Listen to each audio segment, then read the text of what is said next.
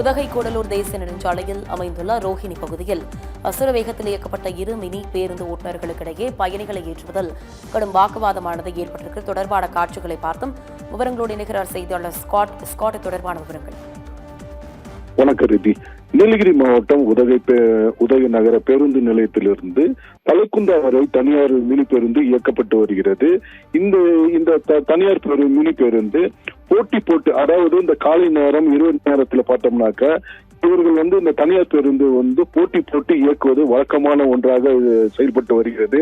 அதாவது பார்த்தோம்னாக்க பயணிகளை ஏற்றுவதற்கு யார் முந்தி சென்று ஏற்றுவது என்று குறித்து ஒரு போட்டி நாள்தோறும் நிலவு வந்த நிலையில இன்று ரோகிணி பகுதியில இரண்டு மினி பேருந்துகளை போட்டி போட்டு கொண்டு வந்தனர். அப்பொழுது பார்த்தோம்னாக்க அந்த மினி பேருந்து இன்னொரு மினி பேருந்தை ஓவர்டேக் செய்து அவர் அந்த சாலையில் நிறுத்தி கொண்டு வாக்குவதற்கும் சட்டையிலும் ஈடுபட்டனர்.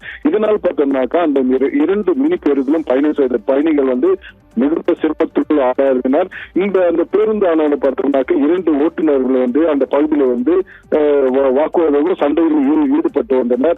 இதனால் பார்த்தோம்னாக்கா அந்த பகுதியில் கிட்டத்தட்ட ஒரு அரை மணி நேரத்துக்கு மேலாக போக்குவரத்து பாதிப்பு ஏற்பட்டது. உடனடியாக அந்த மினி பேருந்து பயணம் செய்த பயணிகள் கீழே இறங்கி இருவருடைய சமாதானம் ஏற்பட்டு மேலும் இது போன்ற செயல்களில் ஈடுபட வேண்டாம் என்றும் தெரிவித்தனர். உடனடியாக அந்த பகுதியில் காவல்துறையினருக்கும் தகவல் தெரிவித்தனர். காவல்துறையினர் அந்த மினி பேருந்து தலகுந்தா சென்று திரும்பி வரும் பொழுது அந்த மினி பேருந்தை நிறுத்தி அவர்களிடம் விசாரணையும் மேற்கொண்டு வருகின்றனர். ரிதி.